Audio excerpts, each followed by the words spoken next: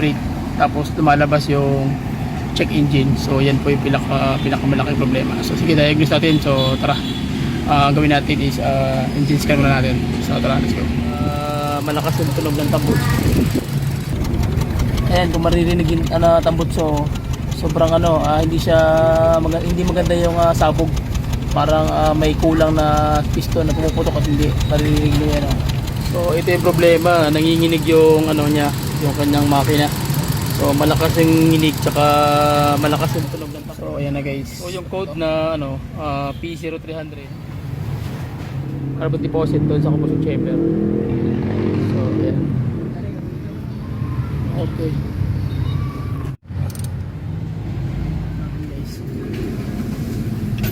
Yun. So ayan na. Okay na.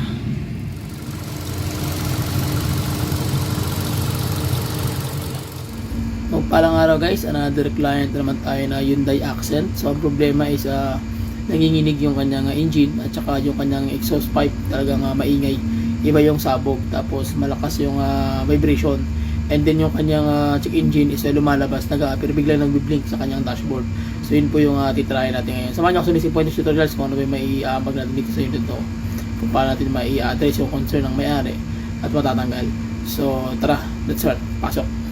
So ito yung problema, nanginginig yung yung kanyang makina. So malakas yung nginig tsaka malakas yung tunog ng tambot. Ayan, kung maririnig yung tambot, so sobrang hindi maganda yung sabog. Parang may kulang na piston na pumuputok at hindi maririnig nyo yan. So yun ang problema guys. Okay, so tapos yung makina nanginginig, and then ang nangyari naman sa kanyang dito, ayan, so makikita nyo nagbi-blink yung kanyang check engine. So may problemang malaki, maandar yung makina, RPM mo malakas yung vibrate, tapos lumalabas yung check engine. So yan po yung pinakamalaking problema. So sige, diagnose natin. So tara, gawin natin is engine scan muna natin. So tara, let's go. Okay, so gawin natin ngayon guys, mag-undergo tayo ng engine scan. I-off muna natin. Ayan, tapos kuha tayo ng engine scanner. Okay, so ayan na guys. So ayan na, scan muna natin. So automatic, may lumabas na DTC. Ayan, tatlo agad. So ayan na guys, tatlo. Loading pa yan. Antayin natin matapos yung kalalabasan ng kanyang check engine. Okay, so ang nangyari na pala nito is tumatakbo sila, biglang nanginig yung kanyang makina. So hindi alam ng may-ari kung anong gagawin. So ito pinaka mabilisang tutorials. So kailangan talaga meron kayong engine scanner, kasi kung wala mahirapan po kayo. Dahil mahirap mag-ula-ula guys. Okay. DTC. So ayan na. So gawin natin, click natin itong lead all, tapos red DTC. So automatic may lumabas na code. Ayan. So yung code na P0300 is naka po yan sa firing system or yung kanyang spark plug, independent coil. So yung kanyang firing system guys, yun po yung problema nito pag mga P0300 pataas, 0301, 0302. So ibig sabihin misfire.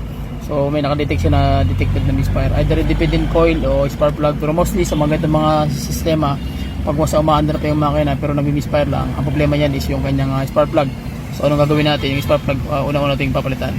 Okay, so ito po yung pinaka basic pointers kung paano kayo titira sa mga ganitong tawag niyan issue. So basic pointers pa rin, pag magano kayo ng huwag niyo i-clear, i-back nyo lang muna yan.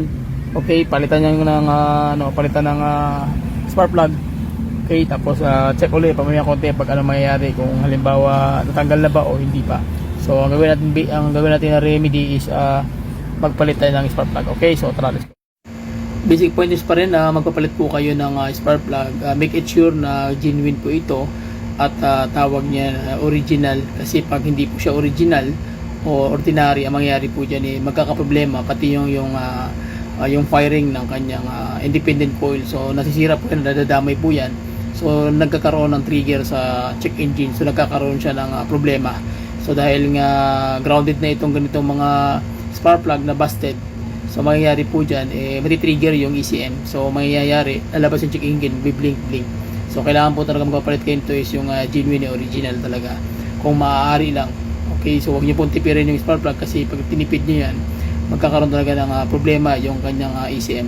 So kung ano po yung tinanggal nyo na brand nyo na tinanggal nyo na na luma, so ganun din yung bibilihin nyo na brand. At least wala ka naintindihin pagdating na upang sa gayon ay maiwasan pa yung mga posibleng magkaroon ng mga damay na sira sa kanyang firing system, especially sa kanyang independent coil dahil medyo mabigat po yung tinatawag na piyesa nito. Okay, so yun po yung mga basic pointers guys, at least alam nyo po yung dapat yung gawin, especially sa mga nagdi-DIY. So nag-advise na rin po tayo nito na maglinis ng kanyang total body kasi nga isa rin po sa magbibigay ng nginig ng makina yung kanyang total body dahil madumi. So gawin natin guys, check muna natin yung total body para makita nyo kung gaano kadumi yung parts na yun. Okay, so yun po yung nagiging isa sa dahilan ng kanyang vibration sapagkat hindi maganda yung idling at hindi maganda yung supply ng kanyang hangin papunta doon sa loob ng intake manifold. So ayan, tinanggal na natin yung kanyang throttle body. So ang problema nito is ayan, parang malinis signal pero pag tingnan niyo sa likod, ayan sobrang kapal ng carbon build-up or carbon deposit. So yan pumapasok doon sa combustion chamber. So which is nagkakaroon siya ng bara mismo sa kanyang valve tip. So nagkakaroon siya ng low power. So kailangan po siyang undergo ng cleaning. So yun po yung mga ginagawa natin dito para matanggal natin yung vibrate palesen. Malaking tulong po yun sa kanyang idling system, lalo na pag medyo wala nang bara, wala nang mga deposit, carbon deposit na pumapasok sa intake manifold papunta naman doon sa kanyang combustion chamber. So malaking tulong na yun guys sa ating makina. Okay, so ang gawin natin guys, kabit na natin, undergo na ulit natin ang engine scan para makita natin kung okay na ba yung tira natin. So makikita nyo dyan, wala na siyang okay na yung kanyang TTC, so 0 na. So gawin natin, check natin actual. Tara natin guys, start natin yung makina guys. So ayan, nakita nyo na start yung makina. So nawala na yung kanyang check engine, and then after a few minutes, so hindi na siya bumabalik. Ibig sabihin okay yung ginawa natin. So ngayon kung bumalik masakali yan, ang mangyayari naman dyan is yung independent coil na yung problema, yung kanyang independent coil na 1 and 2. So yun po yung papalitan.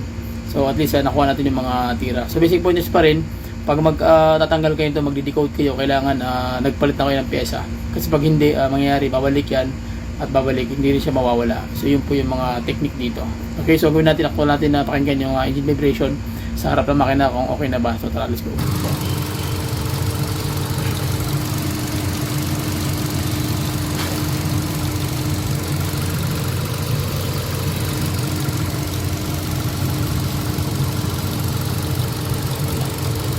Okay, so yun lang guys. Maraming salamat sa inyong sa wala sawang suporta sa aking mga followers, subscribers sa ating YouTube channel at sa ating Facebook page. So please subscribe my YouTube channel, subscribe my video, share my video. Bye-bye and God bless. See